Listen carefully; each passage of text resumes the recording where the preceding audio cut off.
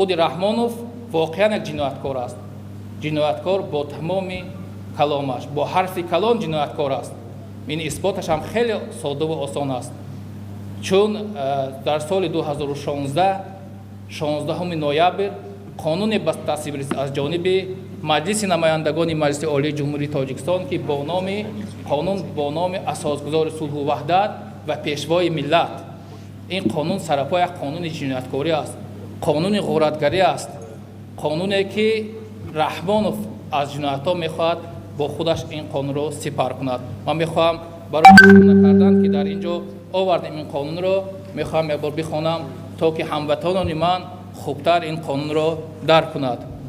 дар моддаи 5 ин қонун нависта шудааст ки асосгузори сулҳу ваҳдати миллӣ пешвои миллат барои амалҳояш дар давраи иҷрои ваколатҳои раиси шӯрои олии ҷумҳурии Тоҷикистон, сарвари давлат, президенти ҷумҳурии Тоҷикистон ва салоҳиятҳои асосгузори сулҳу ваҳдати миллӣ пешвои миллат ба ҷавобгарӣ кашида намешавад.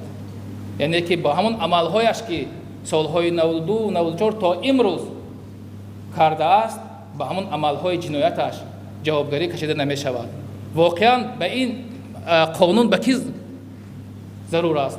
агар Раҳмонов ҷинояткор намебуд, агар воқеан ки имрӯз муаррифӣ мекунанд ки ҳамчун як марди сулҳ асту, ятимпарвар асту, намедонам наҷотгари сайёраи замин асту, ону он аст, агар воқеан ин нафар ҳамин сифатҳоро медошт, ниёз ба ин қонун надошт.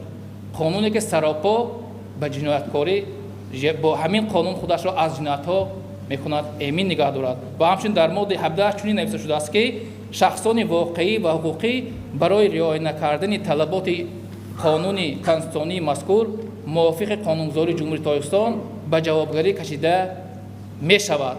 агар имрӯз ки ҳамин қонун ки ҳоли моддаи 5 хондам, агар президенти феълӣ ки воқеан дар инҷо он президент нест, як президенти ғайриқонунӣ ва ғайримардумӣ аст, агар ҳоло дақиқо агар ҷиноят кунад, ӯ ба ҷавобгарӣ кашида мешавад ва ҳар касе ки аз ҷинояти ӯро бигӯяд, тибқи моддаи 17 ҳамин қонун ба ҷавобгарӣ ҳамон шахс кашида мешавад.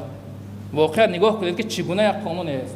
ва агар саропо ин қонун ғоратгари тамоми мардумро нишон додад, барои таъмини ишкамаш, барои таъмини оилаву тамоми масалан оиладориш, тамом барои амнияташ ними буҷет фақат барои як шахс сарф мешавад тибқи талаботи ҳамин қонун.